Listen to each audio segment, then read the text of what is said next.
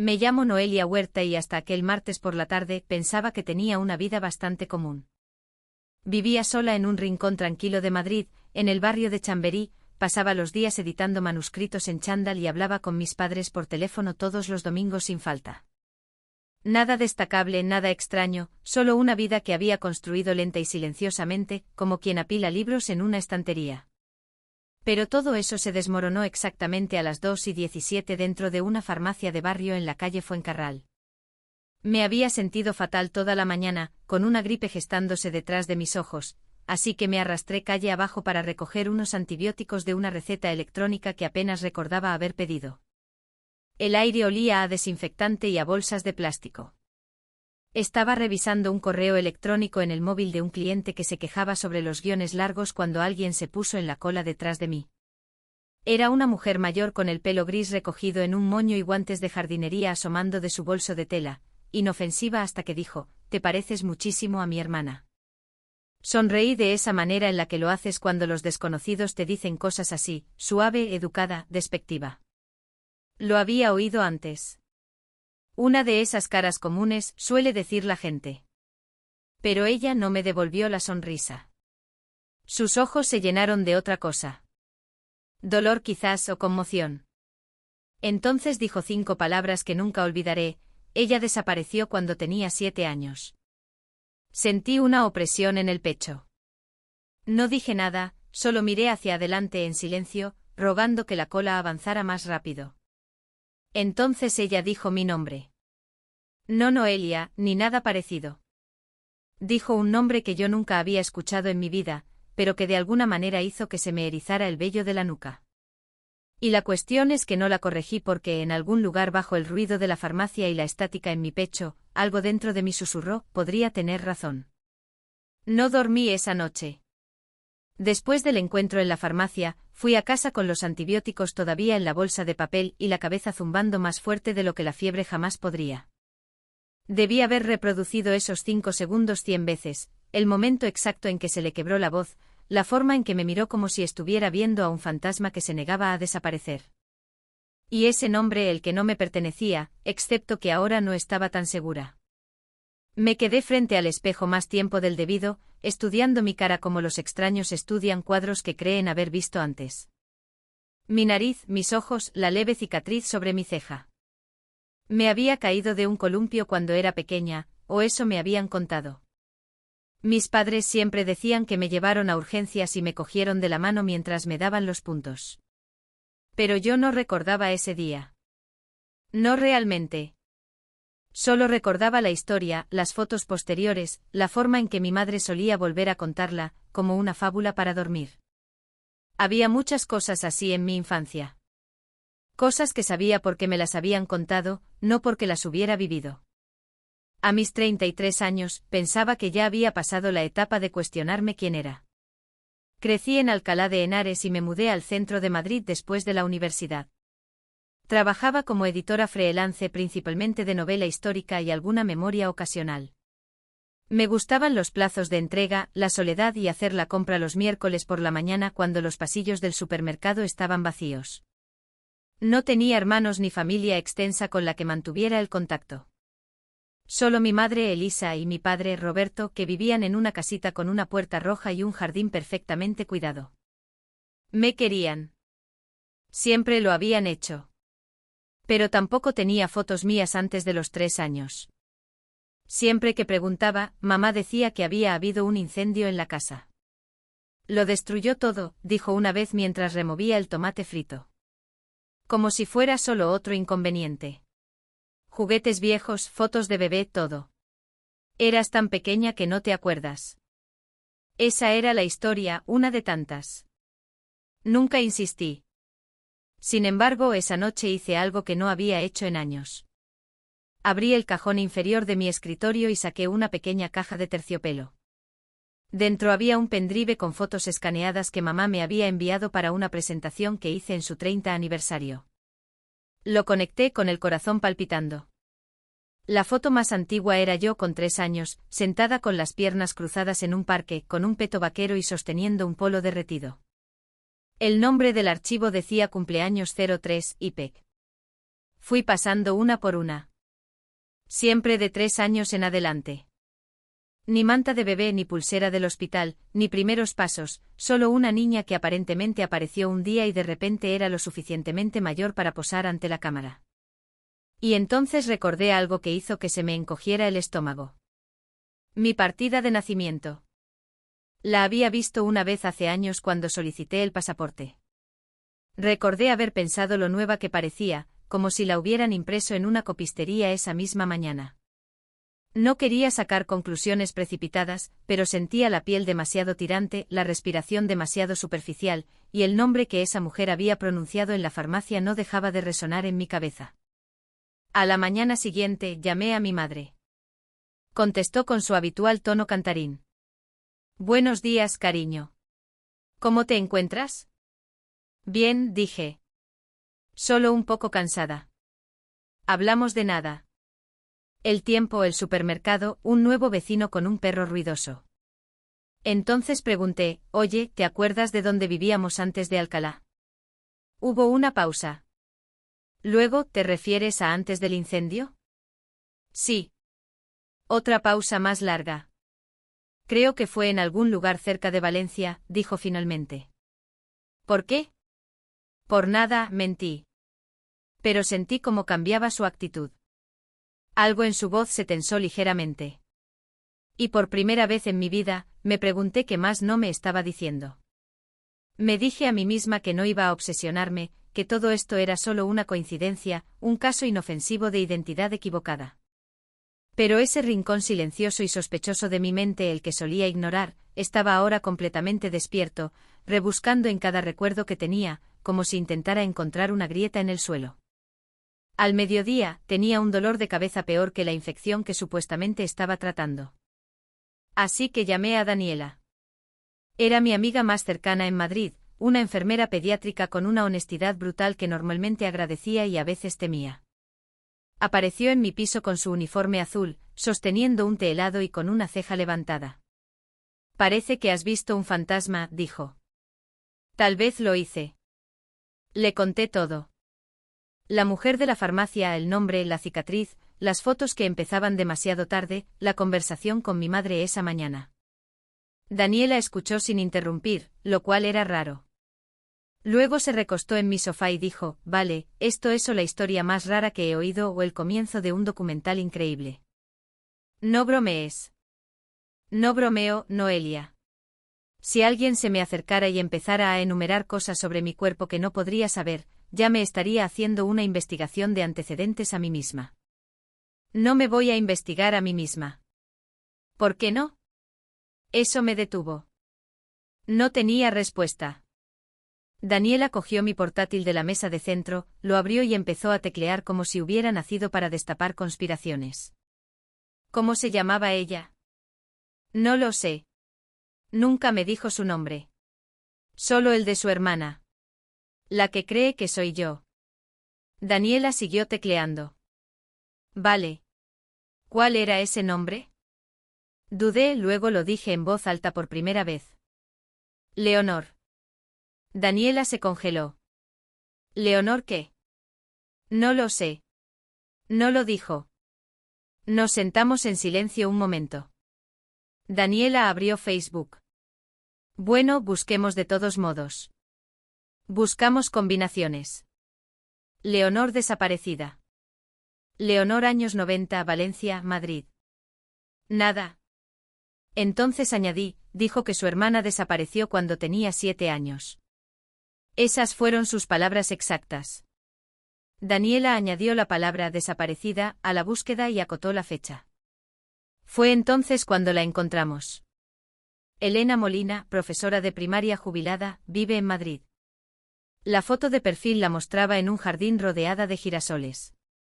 Su biografía decía, defensora de niños desaparecidos, hermana superviviente.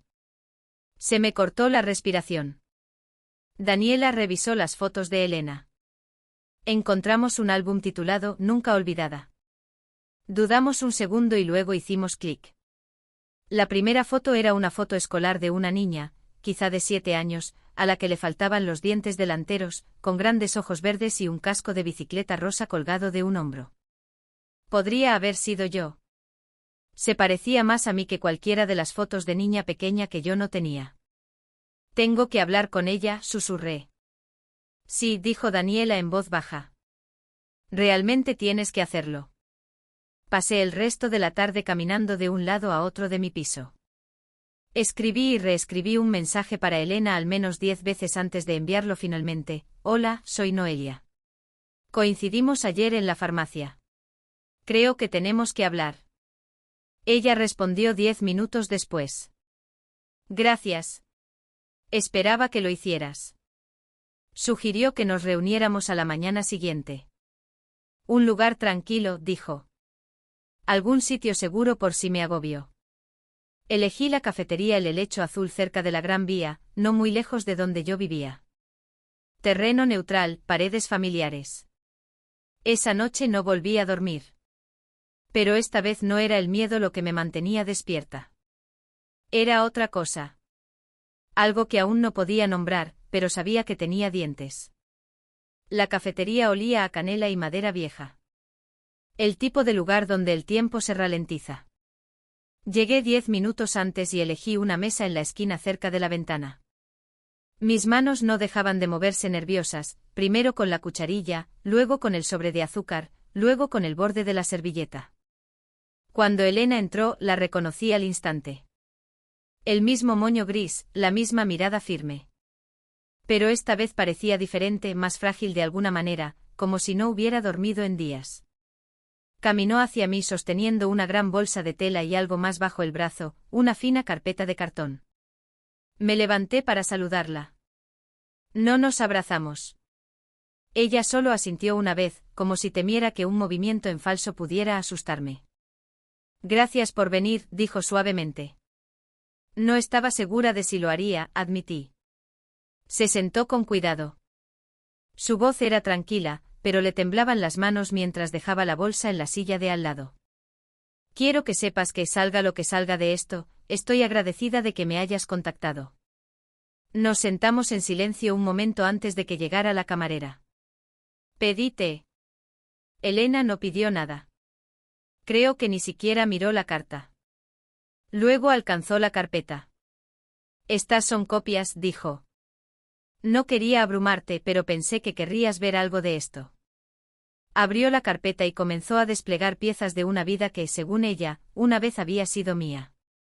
Recortes de periódico, carteles de desaparición, una foto de una niña en un triciclo rojo con serpentinas blancas, otra de una niña pequeña dormida en un sofá agarrando un conejo de peluche gris. Cada imagen me golpeó como una ola para la que no estaba preparada. Conocía ese conejo. No sabía cómo ni por qué, pero conocía el tacto de sus orejas entre mis dedos. Conocía el hilo deshilachado cerca de su cuello. Lo llamabas botón, dijo Elena, notando mi reacción. No ibas a ninguna parte sin él. Apreté las palmas contra la mesa. Ella desapareció en junio de 1996, continuó Elena. De nuestro jardín trasero en Valencia. La dejé jugando en los columpios 5 minutos para contestar al teléfono fijo. Cuando volví, ya no estaba. No recuerdo nada de esto, dije. Tenía 6 años. El trauma puede hacer eso. Y a veces la gente se esfuerza mucho para asegurarse de que no recuerdes. Eso hizo que algo se retorciera en mi pecho. Elena respiró hondo y sacó un último objeto de la bolsa de tela. Un estuche de plástico con cierre. Dentro un kit de prueba de ADN casero.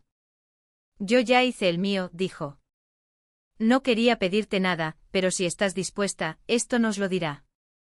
Me quedé mirando el kit. Parecía tan ordinario.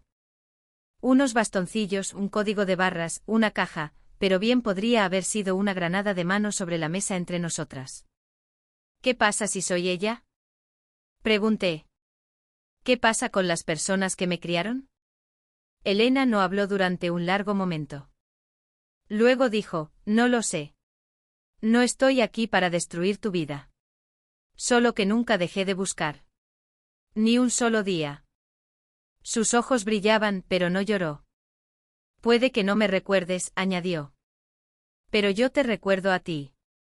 Recuerdo cómo pedías gajos de manzana sin piel. La forma en que te quedabas dormida en los viajes en coche agarrando mi manga. No podía respirar y tampoco podía irme.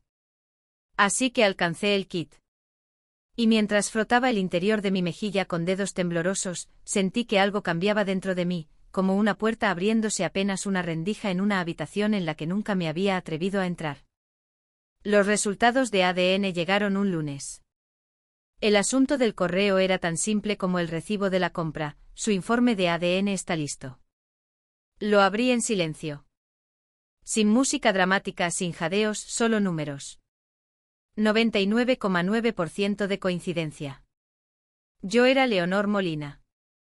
Me senté en el suelo de mi cocina, con las rodillas pegadas al pecho, y dejé que la verdad me inundara. No rabia, ni siquiera dolor, solo el colapso silencioso de una vida construida sobre nombres prestados. 2 días después, conduje hasta la casa de mis padres, los Huerta. Mamá abrió la puerta, su sonrisa vaciló cuando vio mi cara. Papá ya estaba sentado con el periódico doblado pulcramente en la mesa de centro, como fingiendo que esto no estaba a punto de suceder. Les entregué el papel impreso. Sin palabras. Mamá habló primero. Nos dijeron que te habían abandonado. Una amiga de una amiga dijo que conocía a alguien. Una niña pequeña que necesitaba un hogar. Te mudaste de comunidad autónoma, te cambiaron el nombre. Papá no me miró. Pensamos que nadie estaba buscando. Ella lo estaba, dije, durante 27 años. Mamá empezó a llorar. Te queríamos. Lo sé, dije. Pero el amor no borra el robo. Su silencio me lo dijo todo. Habían sospechado, tal vez incluso sabían, pero eligieron la comodidad sobre la verdad. No voy a llamar a la policía, añadí en voz baja. Pero necesito distancia.